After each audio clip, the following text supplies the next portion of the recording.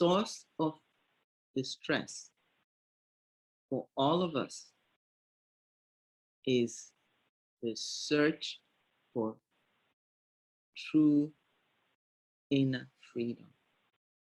That freedom that is completely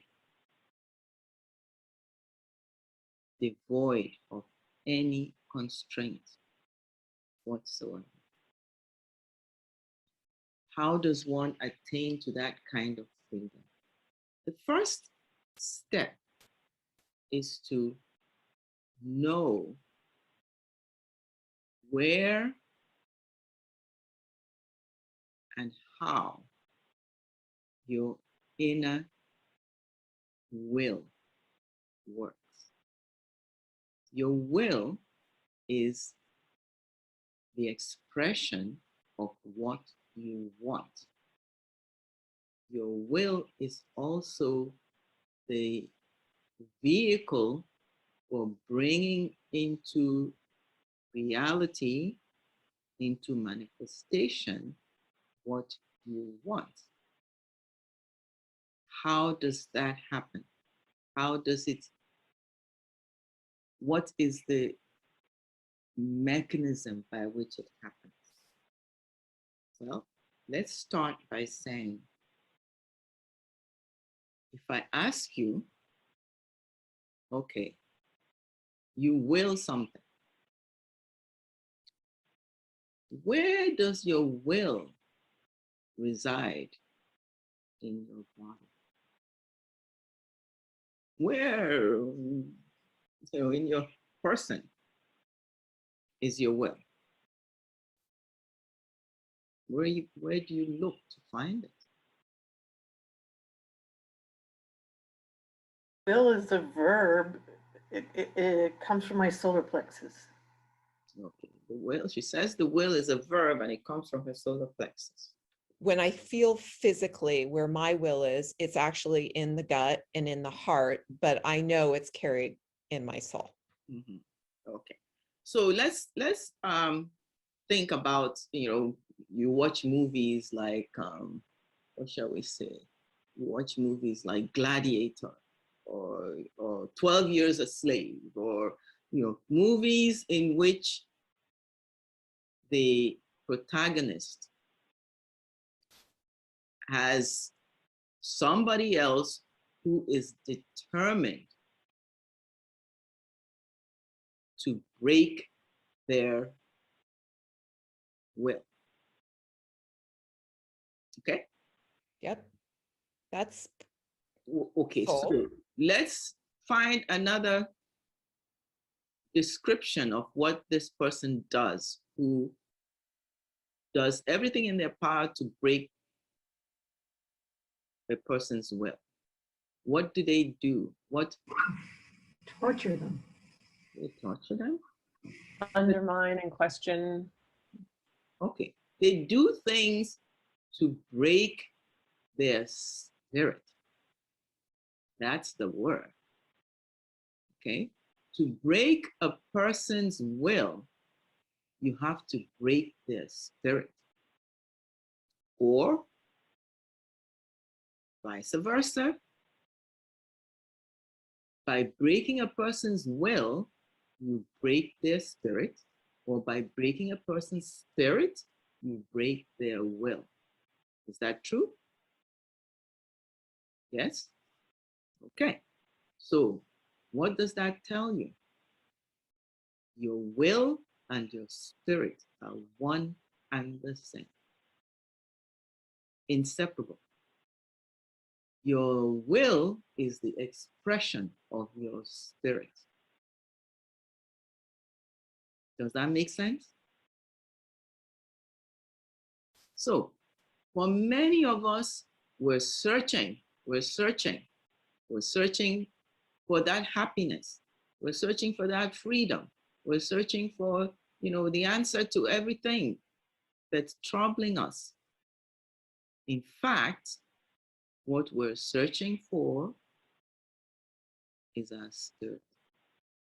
It's somewhere hidden, somewhere inside you. But what happens for most of us is that we are so overwhelmed with all the societal constraints that we just listed,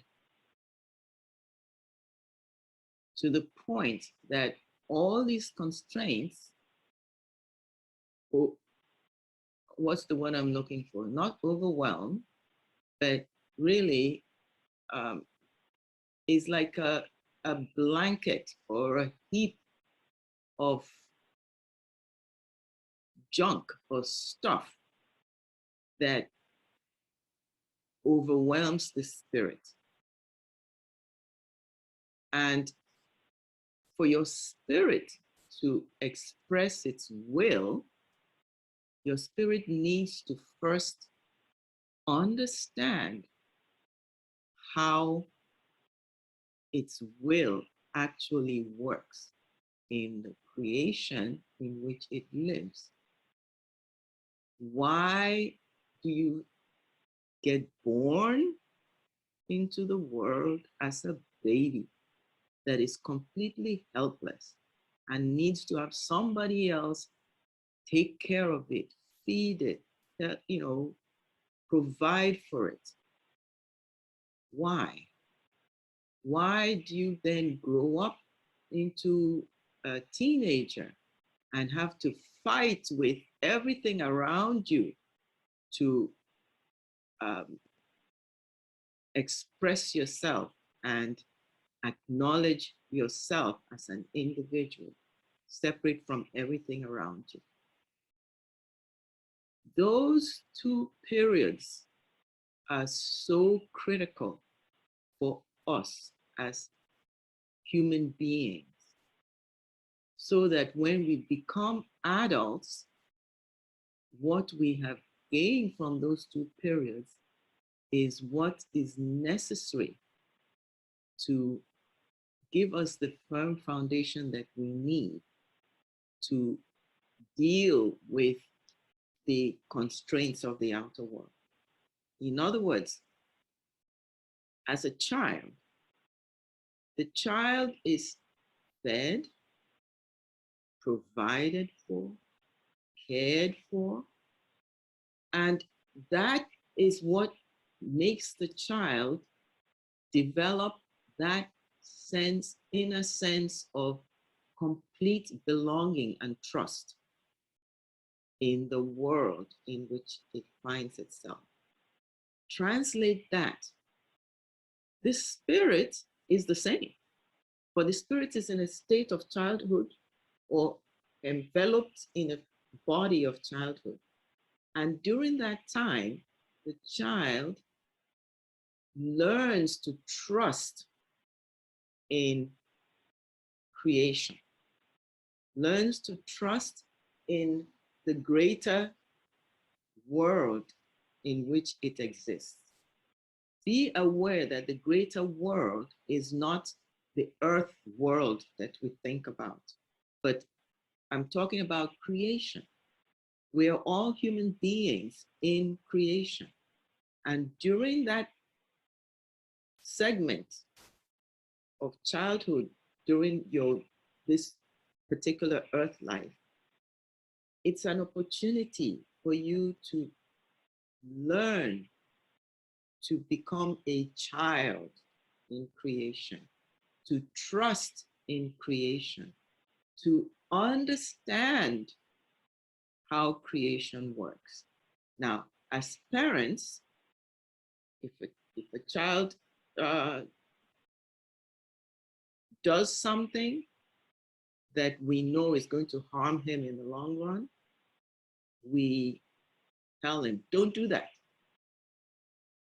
If he goes towards a burning candle and tries to stick his finger in it, we say, don't do that. But if it does, he gets burned. Then he learns. So one of the things that we as children, we learn or should learn, could learn, creation provides every possibility for us to learn is about the natural laws that govern creation. And those natural laws are very simple.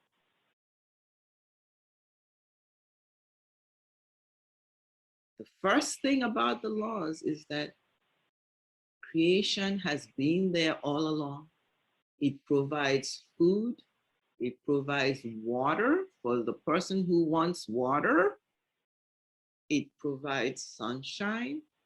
It provides life. And it takes care of us. We learn to trust in creation. And when we learn to trust in it, we learn that creation is a tough, loving parent.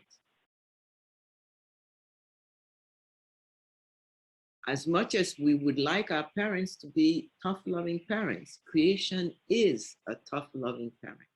A tough, loving parent teaches you, you will always get a result from anything you choose to do, think, or say. That is the first law of creation, which is anything you think, do, say, or desire will always attract the very same thing to you. That's the law of attraction of same kind. The second thing that creation teaches you as a child, and which we as human beings, being children of creation, could learn from creation, is the law of reciprocal effect. Meaning, everything you put out is exactly what you will get. It will always find its way back towards you.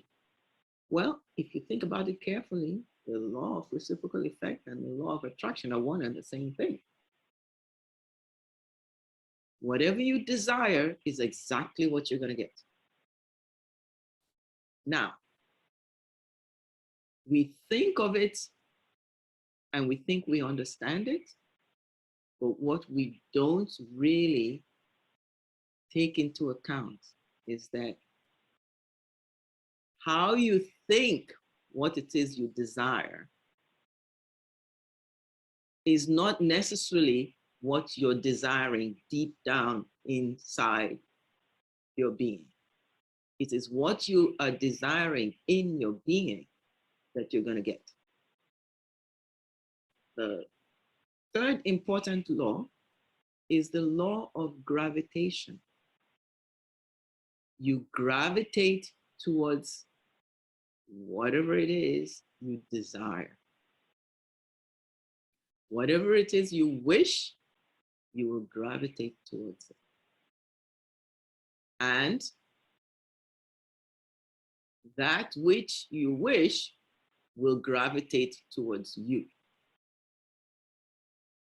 Now, we think of it in very earthly terms, in very material terms, but in fact, the child is not very intellectually developed. So the child is not thinking about, well, I want a better job. The child just thinks, I want to be happy. I want to be free to run around and play.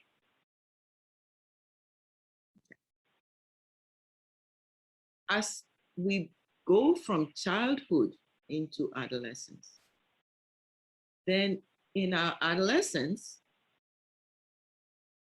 we often find ourselves looking around us and thinking, wait a minute, the world around me is a mess. And that's what many people today said. The world around me is a mess. How can that be? And you either find yourself in conflict with the world around you,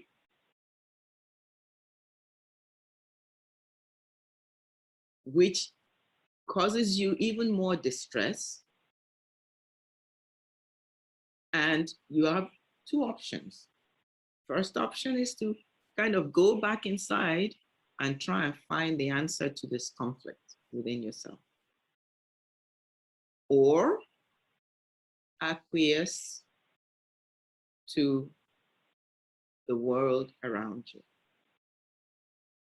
And again, when I say the world around you,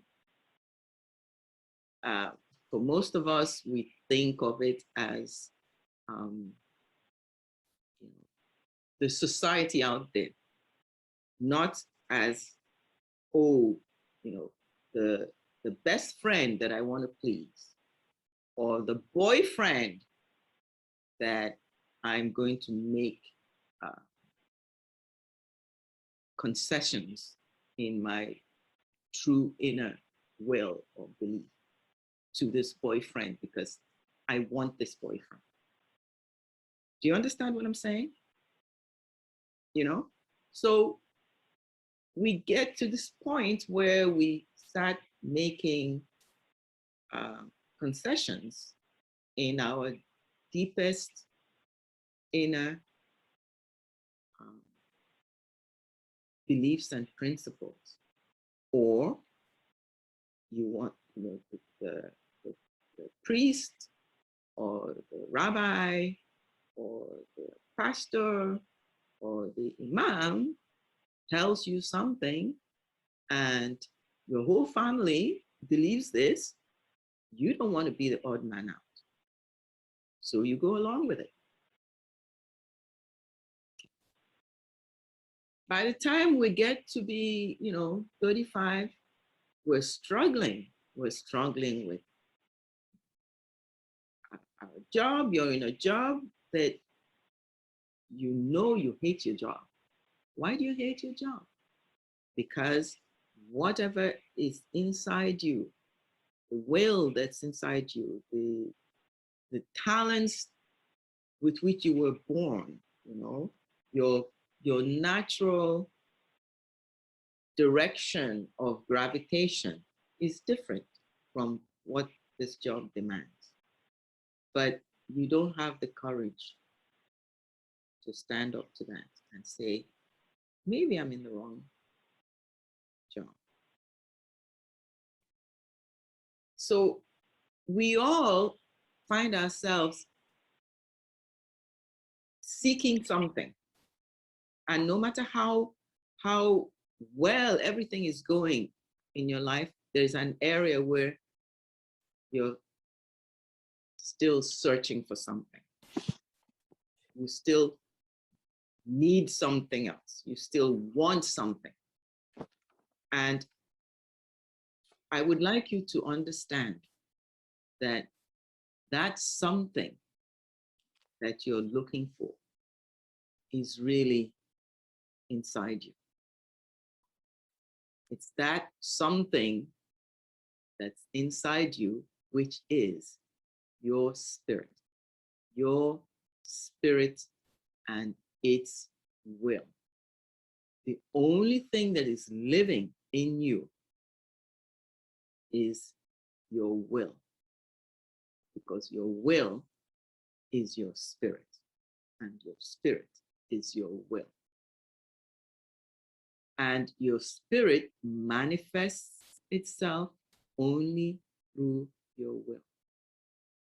If you get up out of your chair and go over to the refrigerator, open it and get a glass of water, you just expressed your will. There's not a single thought, movement, or action that you undertake that does not involve the will of your spirit. When you become very clear about that, then you must become clear on the next or the follow-up idea to this, which is every single expression of your will, no matter how small, no matter how transient, no matter how insignificant it may seem to you, is subject to those three laws that we just, or that I just talked about. So, if you are seeking happiness, freedom, you need to seek freedom of your spirit. There is nowhere else you're going to find true freedom, because the only part of you that is really alive is your spirit. Freedom is a big word. You can want freedom at your job. I want a job where, you know, I can be autonomous and nobody tells me what to do. Yes, that's a kind of freedom. But you're not going to work at that job for the rest of your life. One day you will retire, or you will move on from that job, or you will be laid off, or a new boss will come. So that freedom is temporary. Or you could say, I want to have, you know, I want to find true love in my life. Yeah, sure. You'll get it. And then after some time, you'll get divorced, or your spouse will get sick and die, or you will grow old and die, but you will be separated. It's not going to last forever.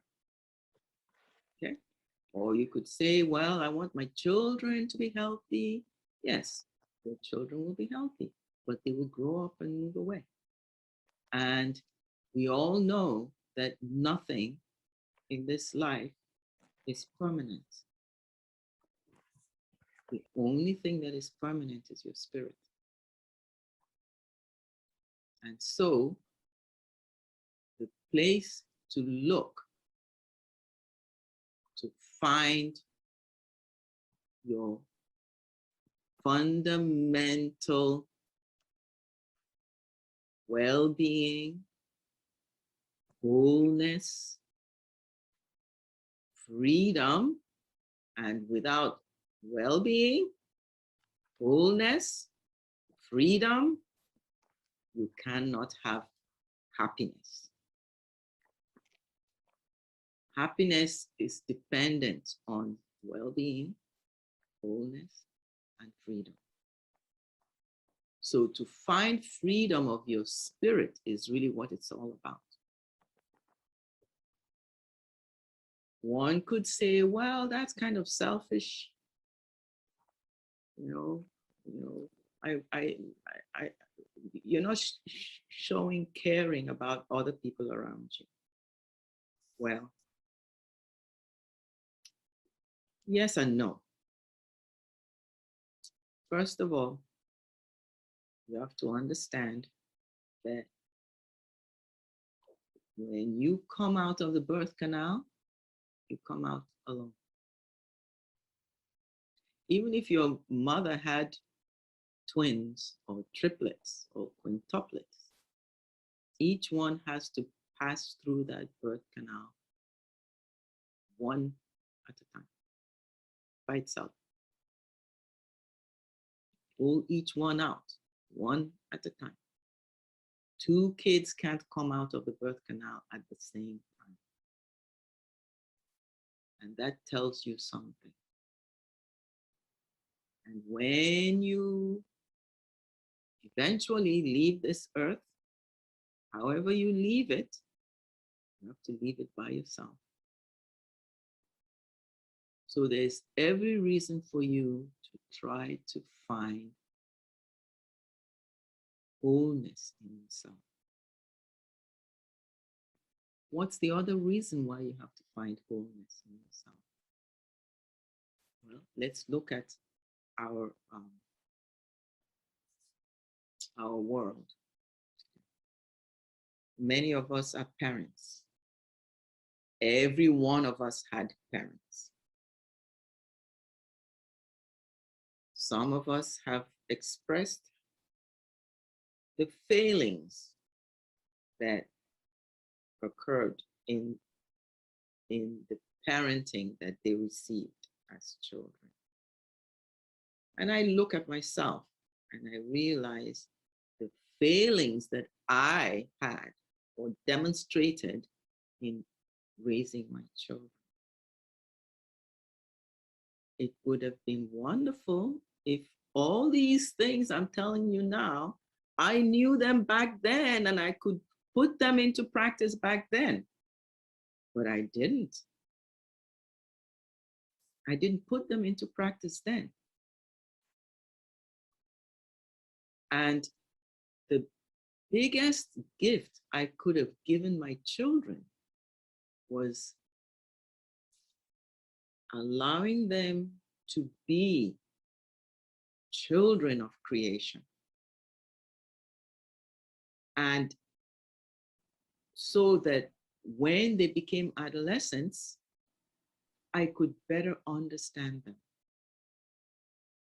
And they could better understand me.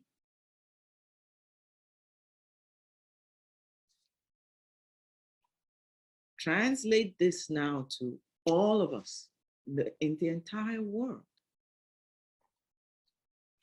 Our parents failed us? Yes. Their parents failed them. And their parents' parents failed them. And so on and so on. And the result is that we have this maze of a life that we're all living. We're all running around in a maze, trying to find the way out. Trying to find the way out, the answer. When in fact, the only way is to close your eyes, and go inside, and find the map.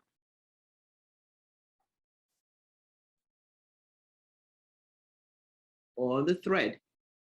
You want to use that. That will guide you out of the maze. And you're not going to find it from your wishes at your job. You're not going to find it from your family necessarily. You're not going to find it from your church. You're not going to find it from your friends. You're not going to find it from political action committees and things like that. Now, I personally was going through very difficult experiences in my young adulthood. And I came across this book called In the Light of Truth.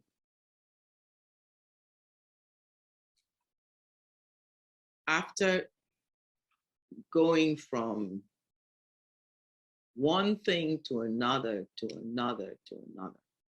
trying to understand why is everything going on that's going on? How can I change things? How can I find the inner peace of mind and the happiness that I want? And, as as women, we struggle with gender discrimination. We struggle with having to, care for our families and provide for everybody and take care of everybody. And we are the last to take care of ourselves. But we only end up taking care of ourselves in a physical way. But the spirit is still languishing. So when I first read this book, I was like, huh? You mean all this time there was this information that could help me find my true self and find my way, through life? And how come I didn't know about it? And only come to realize that very few people were even aware of the existence of this book. And not only were very few people aware of its existence, but the fact that the book has been around for over a century. So anyway, I've been reading this book now for 50 years. And when I first started reading it, I was in college. Then I was in medical school. And through all that, I was reading it the same way I would read a textbook or a text. But it never occurred to me that, wait a minute, the whole point in reading this and understanding it is so you can actually put into practice and change your life.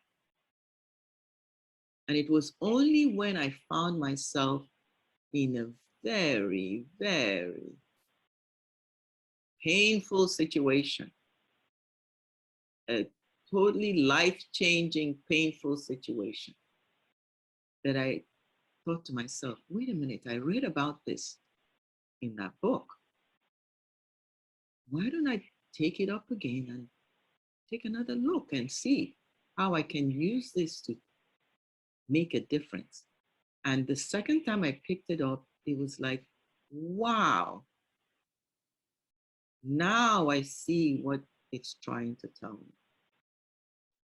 And I started very slowly, one little item at a time, to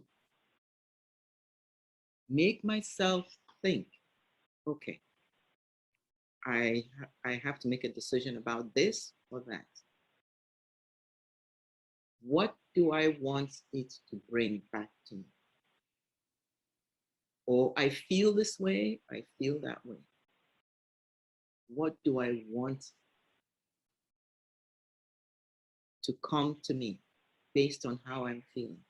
And the more attention I began to pay to the natural laws, the more I realized that I, being subject to these laws that are totally, totally impartial, you can't beg your way out of them. You can't beg your way into them.